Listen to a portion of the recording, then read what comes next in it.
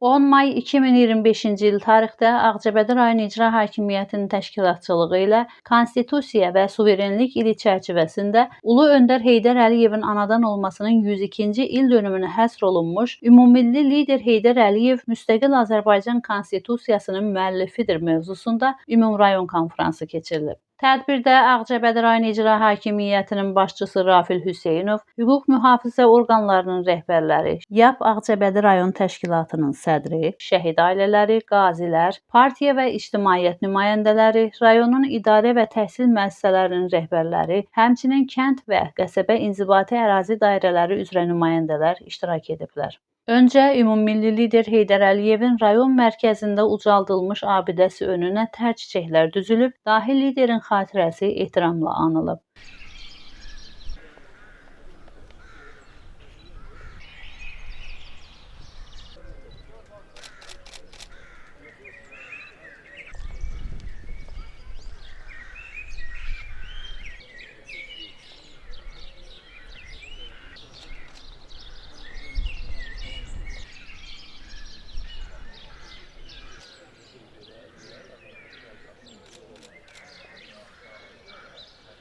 Sonra Heydər Əliyev mərkəzi ziyarət olunub. Burada iştirakçılar Ulu Öndər Heydər Əliyevin çoxşaxəli fəaliyyətinin müxtəlif dövrlərini əks etdirən eksponatlarla tanış ediliblər. Tədbir sonra Ağcabədi Bayraq Muzeyində davam etdirilib. İştirakçılar əvvəlcə ümummilli lider Heydər Əliyevin ömür yoluna həsr olunmuş film izləyiblər. Konfrans Azərbaycan Respublikasının dövlət himninin səsləndirilməsi və ümummilli lider Heydər Əliyevin, eləcə də Azərbaycanın ərazi bütövlüyü uğrunda şəhid olmuş qəhrəmanların xatirəsinin bir dəqiqəlik sükutla yad edilməsi ilə başlayıb. Məruzə ilə Ağcabədi rayon İcra Hakimiyyəti başçısının birinci müavini Xətai Zeynalov çıxış edib. O, ümummilli liderin dövlətçilik fəlsəfəsindən söz açıb, dahi rəhbərin konstitusiyanın hazırlanmasındakı müstəsna rolu və ölkənin hüquqi əsaslarının formalaşmasındakı xidmətlərini vurğulayıb, onun düzgün və sarsılmaz siyasətinin bu gün də uğurla davam etdirildiyini qeyd edib. Daha sonra məruzə ətrafında çıxışlara başlanılıb.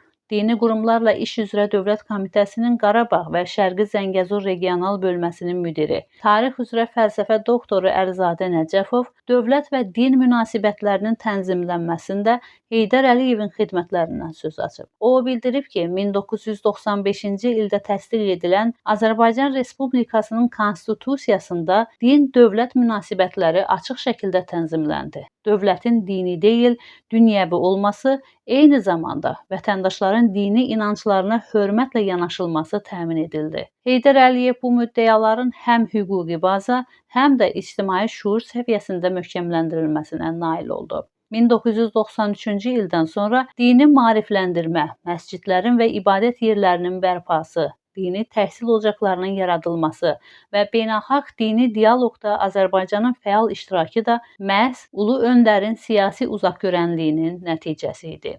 Məmməd Aranlı adına Ağcabədi şəhər 11 nömrəli məktəbin müəllimi Nuranə Quliyeva, Salmanbəyli kənd inzibati ərazi dairəsi üzrə nümayəndə, şəhid atası Sabir Sultanov, Qarabağ Regional Gənclər və İdman İdarəsinin məsul əməkdaşı Eldəniz Qəmbərov isə çıxışlarında ümummilli liderin gənclərə, təhsilə, ordu quruculuğuna, hüquqi dövlət ideyasına verdiyi töhfələrdən bəhs ediblər. Onun siyasi irsinin bu gün də Azərbaycan cəmiyyətinin inkişafına işıq tutduğunu xüsusi vurğulayıblar.